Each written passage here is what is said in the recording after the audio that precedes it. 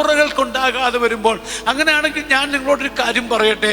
ജീവൻ തന്ന് നിങ്ങളെ രക്ഷിച്ച് വീണ്ടെടുത്ത് മകനാക്കി മകളാക്കി തീർത്ത ക്രിസ്തുവിൽ നിങ്ങൾ ജനിച്ചിട്ട് ക്രിസ്തുവിൽ വളരാതെ വരുമ്പോൾ ഉണ്ടാകുന്ന ദൈവത്തിൻ്റെ പ്രയാസം നിങ്ങൾ ചിന്തിച്ചിട്ടുണ്ടോ? ആമേൻ, ദൈവത്തിന് സ്തോത്രം.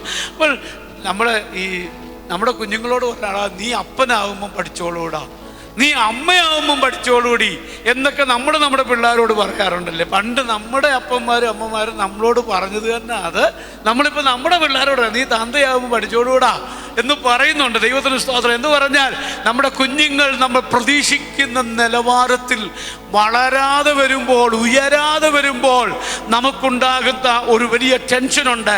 ഞാൻ പറയട്ടെ, ഇന്ന് പൗലോസ് ക്രിസ്തുവിൽ ജനിപ്പിച്ച തൻ്റെ വിശ്വാസികൾക്ക് വേണ്ടി കരയുകയാണ്.